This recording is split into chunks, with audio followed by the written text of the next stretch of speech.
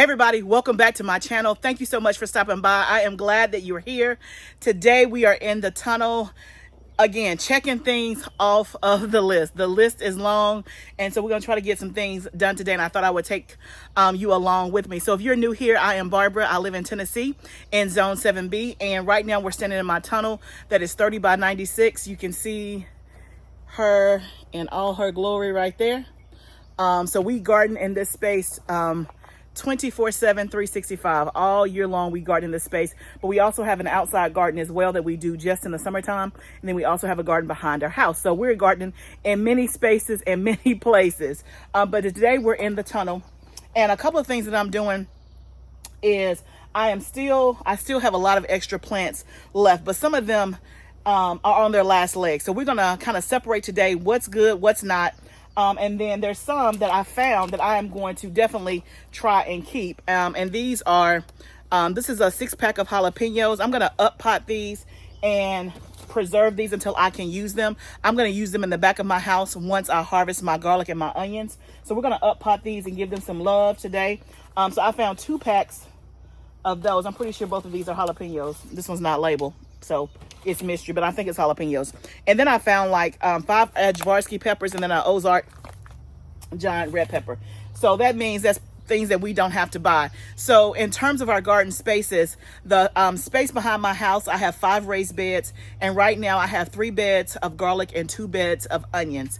And so those will be harvested in the next 2 to 3 weeks, and that space will come open, and then we will garden in the summer back there as well. So I will do sweet potatoes back there, as well as peppers and paste tomatoes. So we got our peppers here if we can keep them alive for 2 to 3 more weeks. But then you see I have some other stuff here that some of it looks good, some of it doesn't. So we're gonna just try to get it consolidated and organized and throw away the stuff that's just not gonna make it, and then keep the stuff that is. I did have a couple of more plant orders come through, so was able to get rid of some stuff, but I still got some plants left. But I'm at the point now that if I can use some of these, if I can like make them last for 2 to 3 weeks, then I have some, especially some flowers that I can put back there as well. So we are definitely making progress. Also, we need to finish pruning our tomatoes, and then my husband needs to come and string up. We have 1 row completely strung up, so he has to do the next row, and then that's just out here. I mean, in here, I still have tomatoes out there that need to be pruned. I don't know if we'll get to that on the video today, but again, we're just trying to check things off of the list. So let's first go outside, because I want to check and see if I have any germination on my purple hull peas that we did. It's probably been, let's see, 4 days ago. Let's go see if we have any germination. So this is my 3rd time seeding my purple hull peas. And so I'm hoping that I have germination. It's been very spotty the first 2 times. So I'm trying to sure it up so that I can make sure that I have enough purple hull peas. So let me turn the camera around and show you what we have. So you can see that there has germinated. It's coming up right there. That's good. Y'all, the weeds are like just trying to take over. So that is the actual purple hull pea plant right there. Let me get rid of some of these weeds. I gotta come out here and weed. That looks good. That is a new one, I think. Yep, that's a new one. That's good. That's good. Here's a new one that we just did. It's coming up. There's a new one that's coming up again. I gotta come out here and weed, but that's coming up. Oh, that one's not there. There's one coming up right there. Okay, so we made some progress for sure. It's hard to tell with some of the weeds, but yep, I see a new one right there. And then that's where it ends and the tomatoes start. So one of the things that I noticed while I was out here doing my peas is I got done on the pea row. I looked around the garden and I was blown away by the explosive growth in just 4 days. And it had not rained in 4 days. So it was not necessarily because of the rain, this particular growth. It was because I fertilized for 4 days ago. And so I want to go in the tunnel and let's talk about fertilization, because I just saw with my own eyes how much difference it can make when you fertilize and feed your soul. Okay, so I want to hear from you.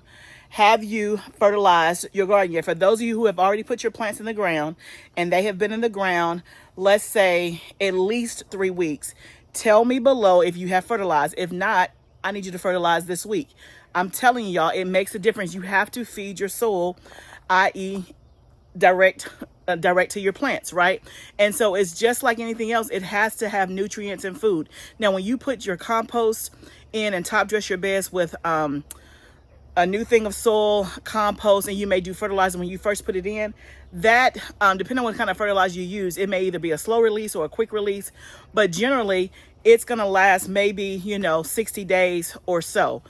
But that doesn't mean that you wait until 60 days up until you fertilize again. Now, if you're gardening in containers like GREENSTALKs, pots, or any other type of container, you need to definitely fertilize. I fertilize every week, but at the minimum every 2 weeks. And in my in-ground garden, I try to fertilize every week, but right now I'm on an every 2 week schedule. But I could tell that my stuff was in desperate need of fertilization. And again, going back to, I've talked about this before, I know what my soil needs because I had a soil test. And so my soil is extremely deficient in nitrogen. So when I planted my garden, both inside and out there, we made sure that we used feather meal, which is a slow release form of nitrogen. We use alfalfa meal, and then some azomite, which are trace minerals. Those are all the things that I needed for my soil. Most gardens are deficient of nitrogen. Most of them are. But when I tell you my numbers were low, they were like a 2, right? And they were supposed to be, I can't remember what the number is. I think it's supposed to be like between 15 and 18. Don't quote me on that. I'll try to look it up and put it up here. But it was extremely low, like no nitrogen whatsoever. So even though I did that when I first did my beds, because feather meal is a slow release nitrogen, it's not immediately available to the plants. It is a slow release. And so the first release or availability for the plant is going to take place in about 30 days. Well, my stuff has been in here in this space about 3 weeks in the in-ground garden, in the tunnel, about probably maybe around 4 weeks. It might be right at 30 days. And that out there has been about 2 weeks, right? So I know that it's not even available yet to those plants. How can you tell if you need nitrogen? Nitrogen is responsible for actually growing your plants. It's responsible for the green color and nature of your plants. And so I knew that my plants were not, with all the rain that we had been getting, I knew that my plants should be a little bit bigger than what they were, because we've had a ton of rain. And plants love rainwater. But I knew that I had not fertilized yet. So I fertilized last week and I can already tell the difference. I've talked many times before about what I use to fertilize my plants. It is not a secret. It is what I use.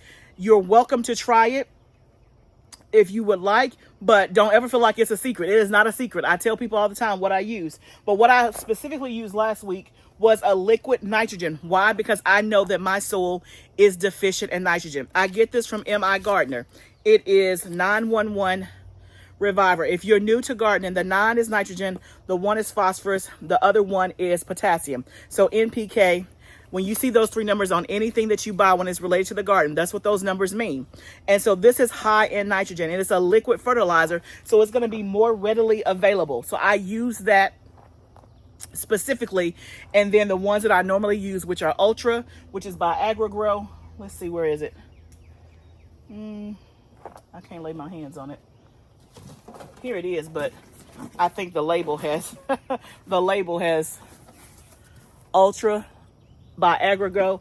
I use that, and this is is it a gallon size? This is 1 gallon, and I think this was like maybe $75 or $80. But y'all, I'm like right here, and I used this all last year. So I've bought another one, but I didn't buy one this big. I don't know where it is. It escapes me right now. But anyway, so you may say $75, but do y'all see the garden spaces that I have? I can't buy a little bit of bottle. But y'all, this has lasted me a whole year. I'm like right here. I have like this much left. But I bought it last March. So that tells you how long it lasts. And on average, I use it once a week. I would say out of 52 weeks in the year, I probably have used it, I would say at least a good 40. At least a good 40. So that tells you how long it lasts. And then I also I didn't use it this last time, but I use this organic. Everything that I use is organic. This is Rev. You can go to organicrev.com. Look at my description below, and I have a discount code for the organic Rev. This does wonderful as well. But those are the fertilizers that I use, and then I will use Fox Farm Grow Big, or there's another one that I use every now and then. But by far, I use Ultra all the time and Rev on repeat, and I can already tell the difference in my plants. So that's just your little reminder. If you're not fertilizing, you need to fertilize and get yourself on a schedule. If you have questions about fertilization below, let me know. Put them down in the comments. But let's talk about these plants. Let's move these back here because we know that these are keepers. And then let's move these up here. Oh, there's my other Ultra back there. Y'all, you never have enough space. Do you hear me? You never have enough space. Okay, so like this right here, we already know. Like, I'm not trying to save this. This is going. I'm just gonna kind of go through and clean this up, and I'll bring you back and I'll let you know what we're gonna try to save and what we're not.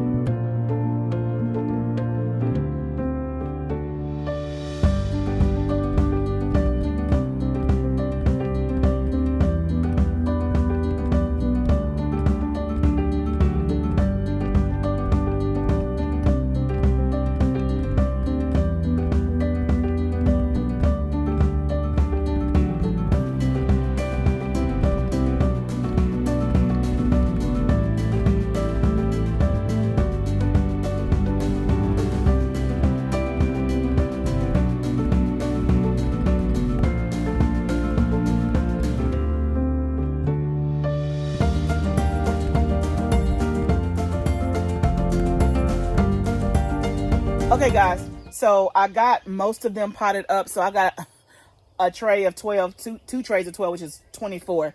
And then I have still, let's see, some stragglers right here in those 2 trays. So all in all, I probably have 50 more plants. Still 50 plants, y'all.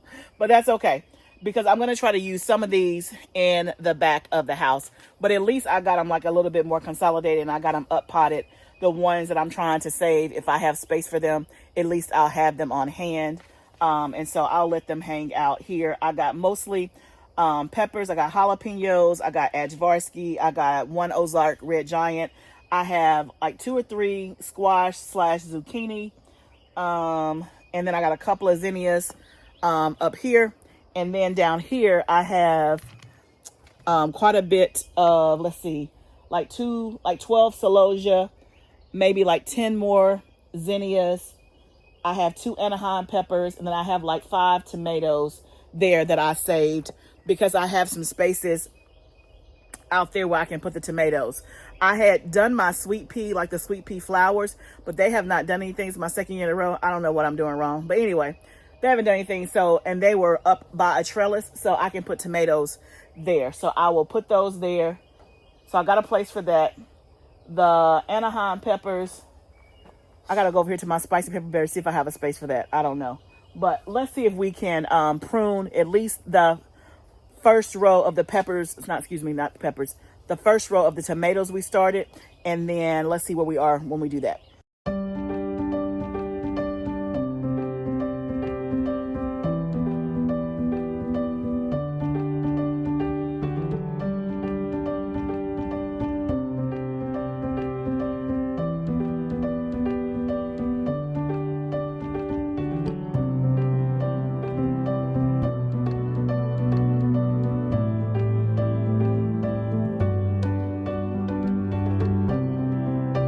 Hey y'all, it's been a couple of days later, but I wanted to come back and have you keep hanging with me in the garden as we finish a few more things. I got some stuff to show you.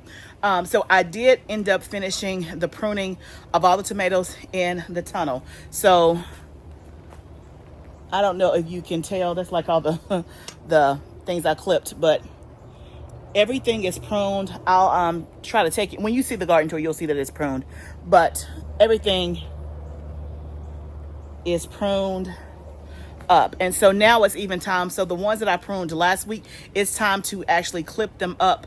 And so remember, every week I'm pruning and every week I am clipping. Clipping meaning, because we're using the string trellis, clipping it to the string as the plant continues to grow higher and higher. So my husband still has to finish stringing up this first row here. He still has to finishing up this first row. He got maybe halfway, and then my husband's gotten sick, so he hasn't been able to do anything over the last few days. But he just has to string up these, and then I can will be able to clip those where they need to be clipped. But then the ones that he's already strung up, it's time for me to clip them, and so I'll probably do that at some point this week and just keep clipping as I go. But I'm glad to have that done. Now I just have to do the tomatoes outside, but the weather is not on my side. It just started raining as I came out here. It's been a monsoon on and off all day. We even had a tornado warning this morning. Thank God that we were not hit at all. So I'm thankful for that. Now, at the time of this video, I know that St. Louis got hit like last week. So by the time you see this video, it's probably outdated. But I pray that none of you have been hit by the tornadoes in the St. Louis area. I think that was on last week. We had some friends that were hit pretty bad by that tornado. And so anytime I see tornado warning on my phone, I take it seriously, even though you can get desensitized, because when you live in the South, in Tornado Valley area, what they call it, you're used to the tornado watches and warnings all the time. But we have had 2 sets of friends that have been hit by tornadoes that we know personally. And so I try to be a little bit more diligent. I was actually in a meeting with a client and it popped up on my phone. And I was like, hey, I gotta go. He was like, I understand, or whatever. And so we were sheltered in place for about 45 minutes, and then it lifted, and then it went to a tornado watch. So we're actually under a tornado watch until later on tonight. So it's just like raining lightly, but trust me, I got my notifications on, and so if I have to do this video on another day, I will do that. But let me show you one other thing.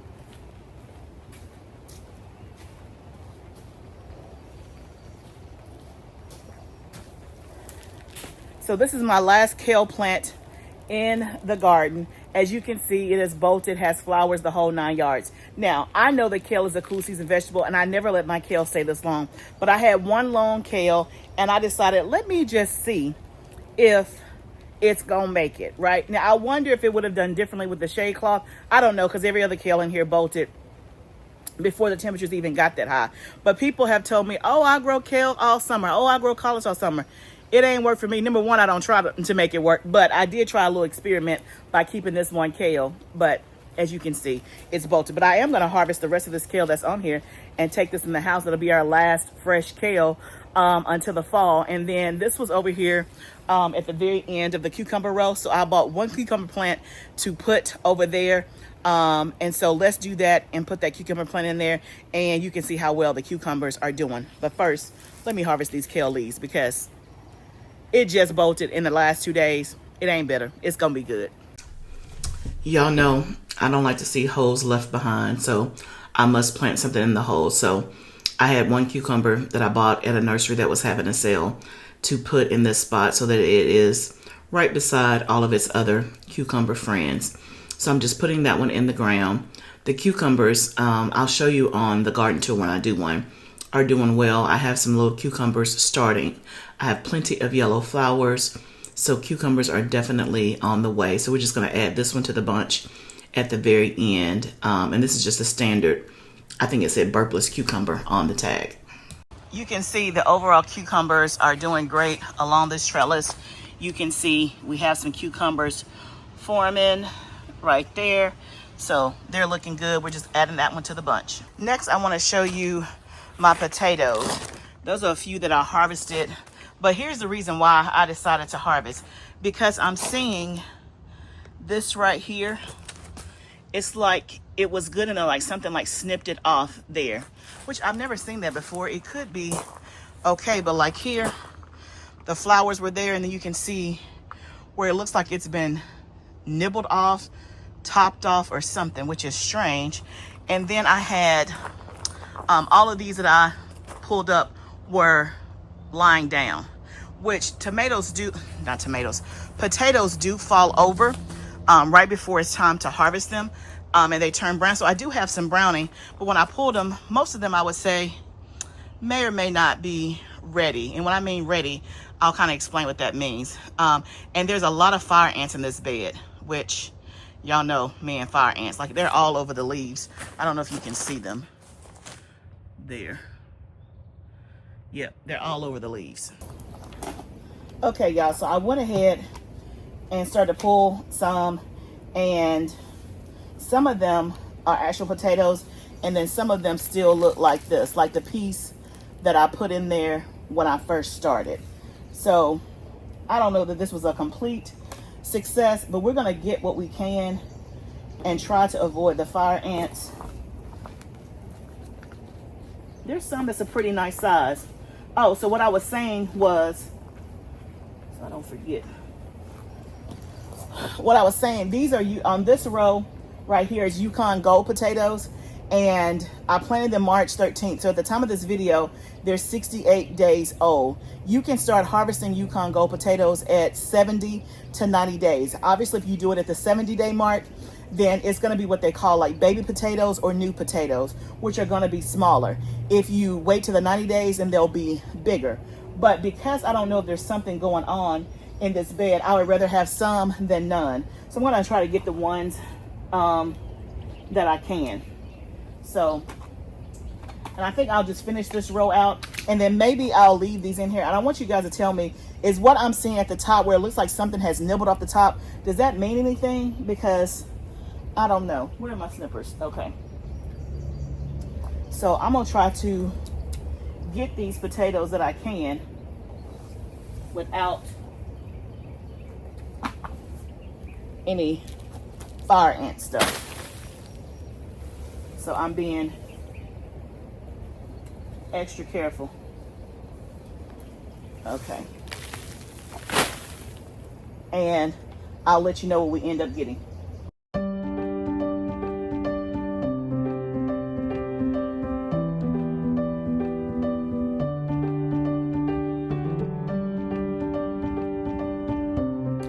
Okay guys, so these are the potatoes I got. You can see how big the basket is, like halfway full. So not a ton, but it's more than I had.